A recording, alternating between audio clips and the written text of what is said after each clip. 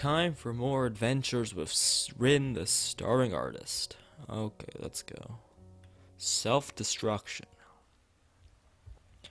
Some days later, I spot Rin and Say standing together in the front of the gallery as I walk down the street towards the gallery. They seem to be talking to each other for a while with Rin the Starving Artist. Why is okay? Muted. Thank you. Well, Say has a smoke. Good afternoon. I said this even though it's not really afternoon anymore. I came back a little later than usual since I got caught up doing homework. It's going to be dark soon. Hello there, Hisao. Came to visit the little kitten again? Rin makes a face at the nickname. I guess she doesn't like it. Ironically, the way she wrinkles her nose like that really does make her look just a little bit like a cat. Hello. Sei turns back to Rin to continue the conversation they were having. So in other words, everything is going well enough. Rin makes a difficult expression, turns her face away from me for some reason. It's difficult. It's like I'm missing something, but I will do it. Work hard and it'll be fine. I'm going to have to start working on my part of the preparations. I need to do a sales catalog, invitations, decorations, advertisements, and so on. I need the names of your work, and we also need to think of the general theme for the exhibition. They don't have anything like that. I'm not very good at words, so I don't use them. If I cannot use them, I mean, sometimes I have to, but I think this is not a time like that at all. You don't like naming your works? I don't like it. Well, I guess it's hard to come with a good name for something like this. Rin shakes her head vehemently. It's not like that. It's like if I paint a cloud and call it an octopus, people will think about it differently than if I paint a cloud and call it the end of the world. Every name is wrong. Nothing ever explains what I feel like when I make a painting. It's not a word thing. The only thing would be to come up with new words for everything, but would it help at all? No, I don't think so. Then the paintings would just go with unnamed number 1 and so on. It's a bit inconvenient, but that's no good. Unnamed means that you just didn't come up with a good name after it all, and unnamed is his name, like the Greek guy with the sheep and all. C thinks about this for a while, furrowing her brow as she keeps looking at Rin's serious face. So you're saying your artwork should be completely about labels? I think that's what I'm saying. Say lets out a dry laugh, the kind old ladies who smoke too much always seem to end up with. Let's hope your art will never end up in a museum. The curators would explode. She takes a contemplative puff at her cigarette, which is worn down not much more than the butt, and then she drops it in an ashtray affixed to the wall next to the door. Then again, it could work. What do you mean? The namelessness, the rejection of labels, it works. It's like a unifying theme, and something people can grasp onto easily. Allows for a lot of room for interpretation, and gives a good impression. Think about it, all sorts of associations can be made, starting from identity and self-definition, all the way to whatever you want to think about it. We could call your exhibition Nameless, and build it on that theme. How does that sound? Rin thinks about it for a while. I'm not sure how Sei managed to get so fired up by Rin's reluctance to apply names to her work. It feels like she might be extrapolating too much, but it's a pretty impressive sounding idea. I don't think it's a bad idea. For what it's worth, I have to say it sounds pretty good to me. Sei reaches into her pocket for another cigarette, lighting it with a neon green butane lighter. Her forehead wrinkles and she rubs it as she appears furious to think more on this idea. She doesn't say a word for a little bit, but every now and then she takes a sharp drag from the cigarette. Yes, I think this would work out pretty nicely. I'm going to take this as the starting point and work from there. I'm going to work on this. You go back upstairs to try to find your missing ingredient. I'm sure it'll come to you sooner or later. Rin doesn't reply, so Sei takes one last long pull from her cigarette and drops it in the ashtray, the joint of others of its kind. The galley owner turns to head back inside, but is stopped stopped by Rin just as she reaches for the door handle. Say? What is it, kitten? Could I have some cigarettes? She looks at Rin incredulously, clearly not have expected such a direct request. Not that I did either.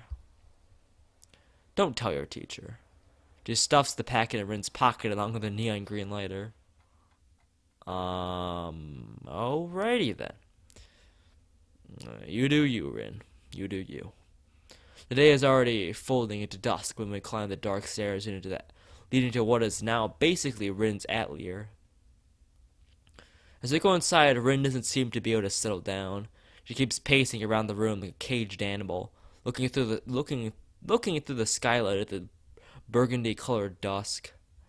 The last light of the sun's advance across the sky reflects it from the clouds floating over the town, filling every corner of the atelier of blazing orange light. So, painting is going well? She blinks and relaxes her muscles. I didn't even realize how tense up she was until now. Not really. I haven't painted in 3 days. I'm going in squares. Circles. If you say so. I tried doing things a bit differently, but it doesn't work. Now the old way doesn't work either. I need something more. It's not enough like this. Rin's response gives me pause, since as usual I can't exactly understand what she means.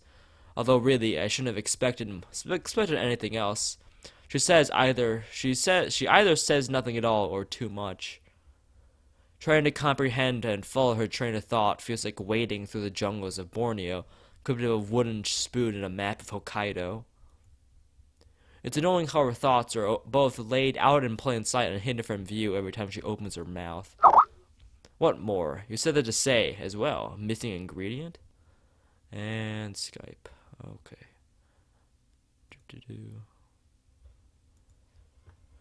I think I have to destroy myself. Oh, that's fairly drastic. Okay, that sounds unnecessarily grim. What do you mean? Rin's shoulders slump, and she turns to face me directly. I have to change. I've tried, but this is not enough yet. I have to destroy myself first, I think.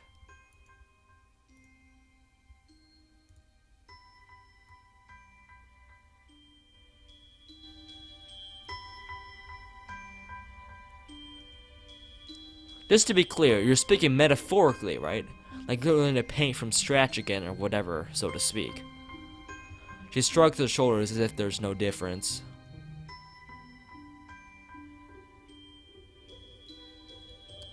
There is no difference. So you're going to start by smoking a cigarette for inspiration? Maybe. I've never tried this before. Have you? No, can't say I have. Still, I'm not really sure if having a smoke is the best starting place. This route is getting very weird, very fast. She responds to my words with another nonchalant shrug. I open the cigarette pack and look inside. It's almost full. Smoking is bad for you, but that's the idea here, I guess. Yes, I need to do something. I want to paint. I need something more. So, okay, fine. What's after smoking a cigarette then? How do you intend to destroy yourself? Rin thinks for a split second, averting her gaze as she does when she doesn't want to get distracted. I don't know yet. I'll decide later. Rin bends down to pick out a cigarette from the end. She raises her head of one between her lips and turns to me, eyebrows curved into 2 arcs, challenging me to respond. With a sigh of resignation, I pick up the lighter and raise it to the cigarette. Somehow I feel like this is vaguely illegal. I can feel Rin's warm breath against my quivering hand. What the actual fuck is going on? The flame flickers to life when the third strike of the flint, and I try to aim the dancing flame at the end of the cigarette. An amber-colored glow spreads between the wrapping paper and tobacco as Rin inhales the first smoke. It seems to relax her significantly. To my surprise, she doesn't cough, despite telling me she's a first-timer. What the hell? Rin remembers that it's hard to blow the smoke out without spitting the cigarette out as well. She quickly sits down on the floor, bringing her foot to her lips like a circus contortionist, and expertly picks the filter between her two toes. I get down on the floor as well, and we both lie down almost simultaneously, while Rin blows a steady stream of smoke towards the dim sky beyond the glass of the skylight, looking after it thoughtfully. The thin haze of steely blue smoke slithers through the ceiling in fish-like movements.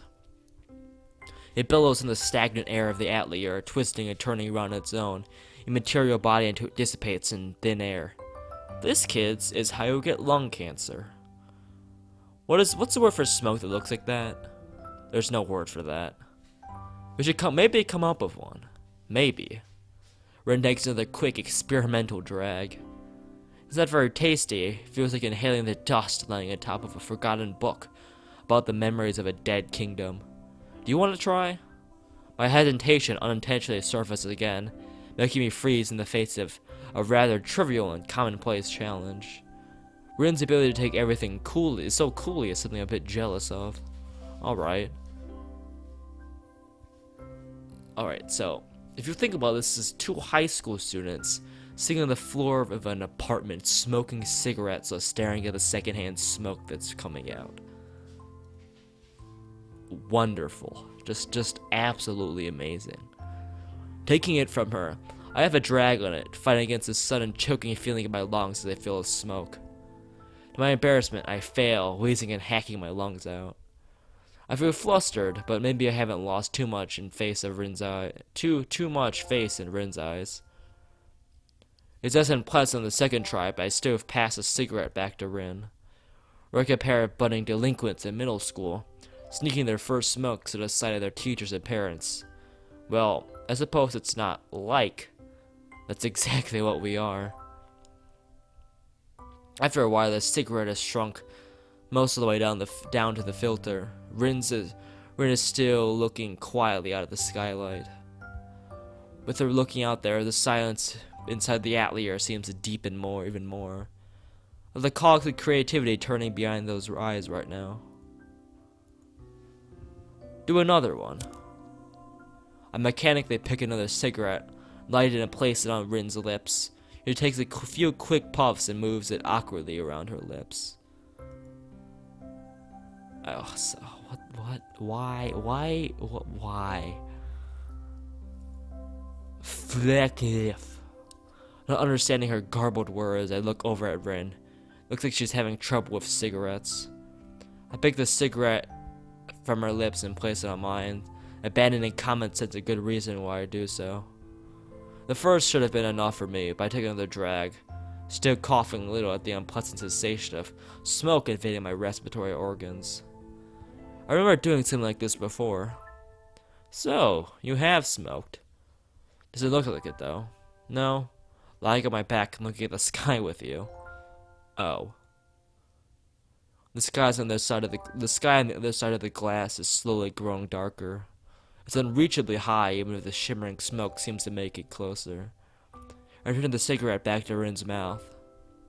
It feels bad somehow. The space between us, less than arm's reach, is still there. It's the distance between us, the immeasurably wide chasm of thoughts and feelings that separates us, with the graver certainty that even light years of physical distance could. By saying the right words, there might be a way to make the chasm narrower, even if it's just a little. Tried to cross a gap of one big step, but Rin turned me back. I glance at her out of the corner of my eye. Rin is staring upward to the smoke-filled ceiling and the skylight, in the darkening sky above us. It's almost as if she's sleeping, even though I know she isn't. Her eyes are open, as is her mouth. I take the cigarette from Rin before it falls on her cheek. She doesn't react to my touch in any way. So, this is where we are now. I wonder if we can ever be closer than this. Take a drag of the cigarette and blow a thin stream of smoke upwards. These indirect kisses are the only thing that connect us right now. A taste of Rin's lips in the filter, mixed with ashen taste of smoke. Her soft lips against my fingers, I press the cigarette in her mouth, as if she was placing kisses on them. The ash softly falling on the floor between us like snow.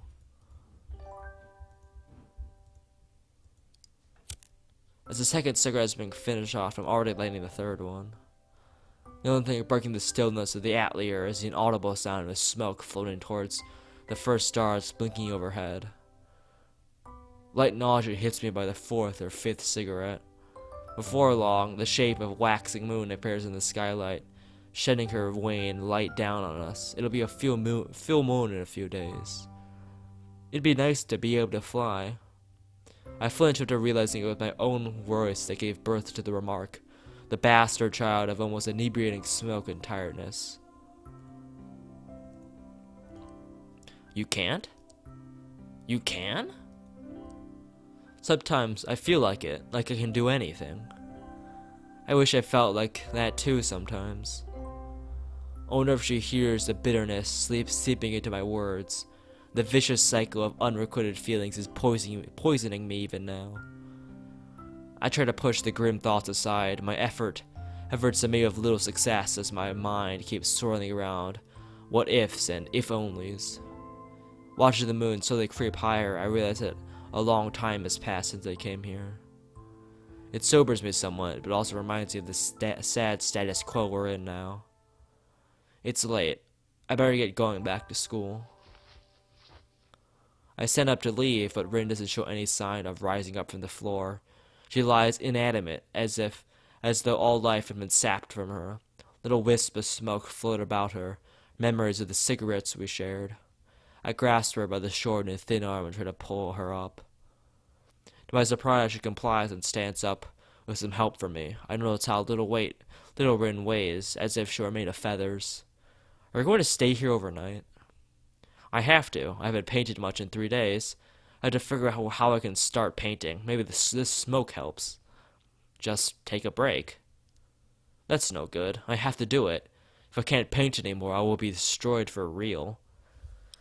Maybe you're just burned out. You've been working pretty hard. That would be bad. I wonder if this is it for me. I wanted to see how far I can go. Maybe this is it. The end. You just have artist block. It's not a big deal. That's the word for when you can't paint, right? I've had that before. Never like this, though. I pick up a brush, and then I want to put it down right away. And then I do. 3 days. It's like I forgot how to paint. I didn't think that was even possible. Like, more impossible than Emmy growing wings and a tail. You need a break. I mean, I get that you're trying to go deeper inside yourself for your paintings, but it's really not that healthy to stay inside your own head for so long. I glance at the night sky visible through the windows. A couple of stars are weakly twinkling above the city. They remind me of something I used to do. Once upon a time. It felt so horribly long ago. Come on, let's go outside. Where? Just for a walk. I'll show you my secret place. I don't know if it works in this town, but we can try. In any case, you need a break, and probably something to eat. Come on. You need to get your thoughts away from this for a while. When they're troubled, most people escape from their unhappy lives into a world of fantasy. I did that before, and still do today, reading books endlessly, immersing myself in their world rather than my own.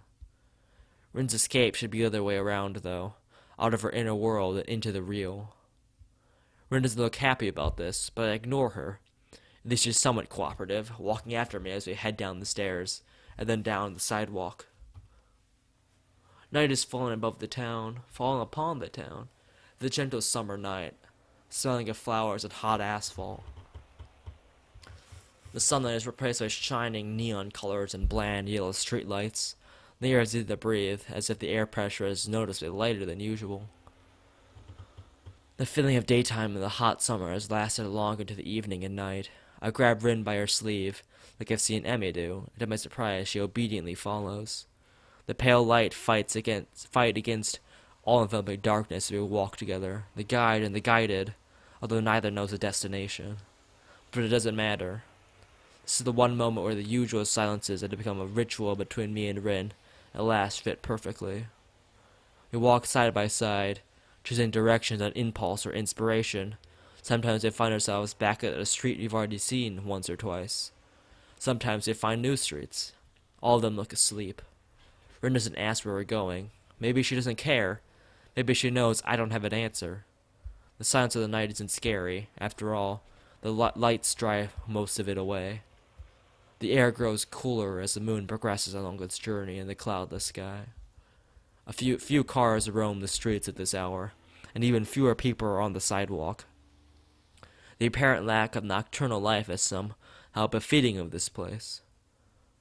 Yep, in generic Japanese suburban town number 1000. There are around-the-clock shops and cafes, sure, but the atmosphere is like the town itself is slumbering, a town that sleeps 8 hours a day. The city I grew up in, bathed in the electric glow of a million light bulbs, never slept. I have seen it for myself. It's not the first time I've done this. It happened one of the first times I was home alone. Both of my parents had business trips that neither could cancel, so they deemed me old enough to survive 2 days on my own.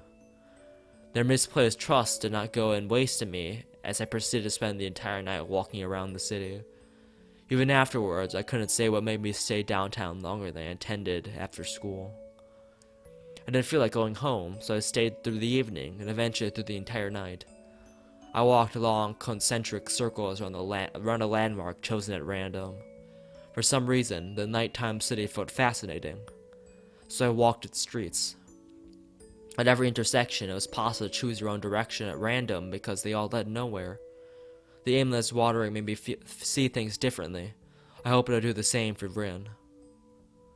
We sat to buy some hot coffee and snacks from a vending machine, then located a bench where we sit down to eat. There is no time in the night of the town, so we spend an unknown amount of it just sitting there, observing the stillness of the unusually vivid townscape. Still, it's getting very late, and soon it'll be getting very early. So, is this it? Hearing Rin's voice surprises me. She doesn't sound bored, rather her tone is inquisitive, uncertain as to why I dragged her out here, and curious to find the answer. Yeah. Have you ever been out all night? It's a different world. The remark sent her thinking for a while, looking around as if she was looking for something. The wisps of light reflecting from the corners of her eyes are suddenly very sharp. It's not a different world, it's the same, just asleep. What do you think this town is dreaming of? Maybe something like car sheep or building sheep. Why are dreams always about sheep?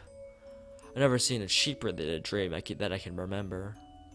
Do different towns dream of different things? Probably. How could they not? I answer half joking, half spurring her on. For the first time tonight, it seems like a bit of Rin's life has returned to her. She doesn't continue her list of rhetorical questions, though. Instead, she leans back a little and looks up to the moon traveling above the town. The cool breeze blowing between the buildings seems to steal the conversation away before it really even begins. It's too bad. It looked like Rin would get out of her blue mood. I wish I could somehow know the right things to say, but I realize I can't do that the way I am now. I'm too far apart from Rin. I haven't really managed to crack her open. She's just too complicated. It's like she's open to everything, equally disinterested in everything from the outset. In truth, she's locked tighter than anyone else I know, even myself. Sometimes she locks herself inside the inner world, shutting everything else out. At other times, her thoughts flow freely from her mind, but not organized in a fashion that would make them intelligible to the rest of the world. It comes out in the form of paintings I can't interpret. To me, it's the sea of colors and shapes, not a message. She's too far away. I know it. I know it's a bad idea to try to reach for her in the way I did, but I can't help liking her. I look at the fingers of my right hand, trying to remember what Rin's lips felt like against them. Do you ever feel like you're trying to reach out for something that's impossible to reach?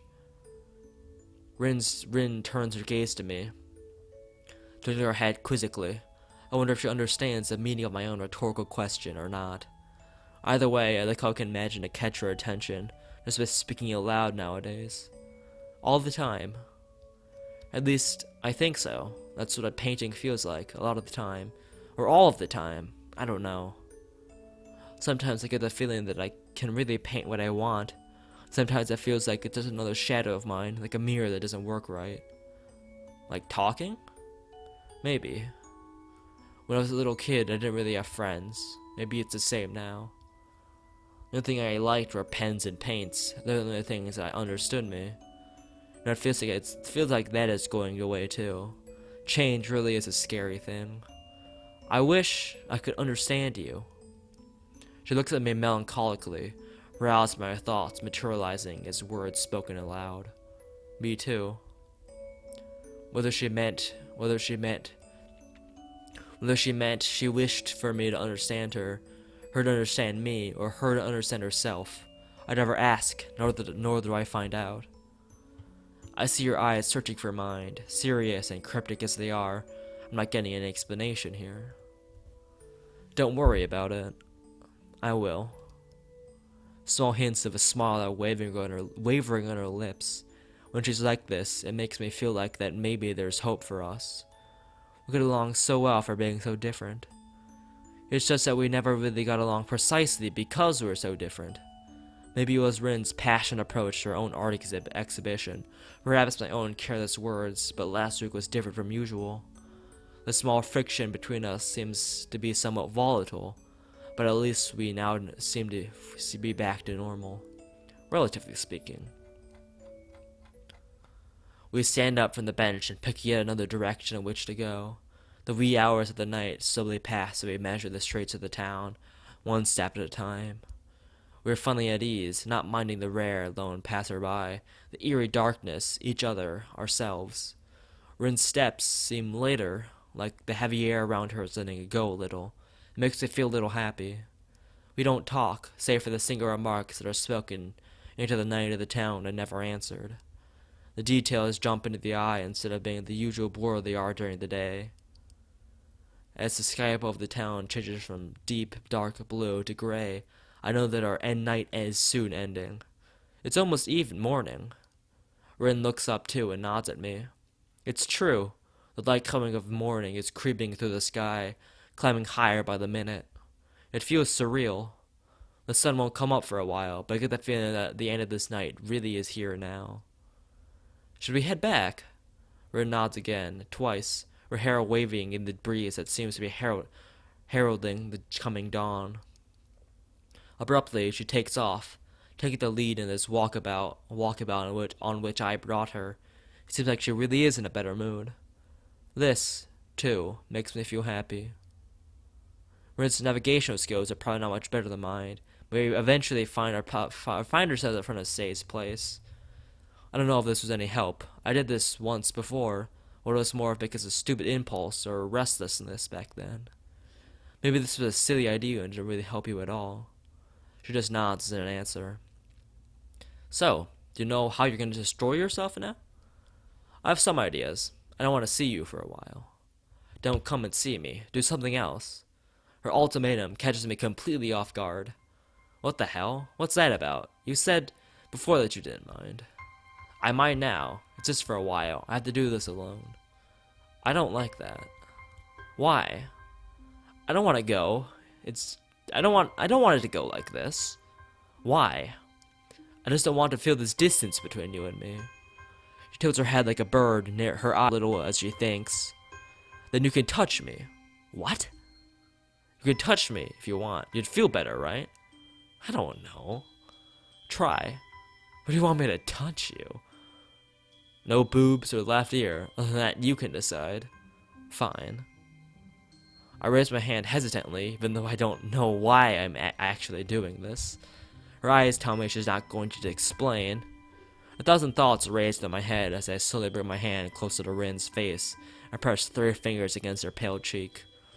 Rin feels soft and cold. Rin closes her eyes in contact and visibly relaxes. I can feel her soft breathing, her muscles losing tension, and my fingertips caress her cheek. She doesn't rest her head against my palm or anything else you'd expect a girl to do in this sort of situation. In fact, she hasn't reacted at all, save for those now shut eyes. Once I withdraw my hand, she opens them again. It might just be an illusion created by the timid morning sunlight playing with my eyes, but Rin looks like she's holding back a smile. This is the problem of our relationship. Half the time, the other time, I have no idea what's going on, and the other half, I just fail to understand why things are going on like they are. As usual, I'm not going to get an explanation. Rin merely takes a step towards the door. See you later. Then she disappears from my reach for an undefined period of time.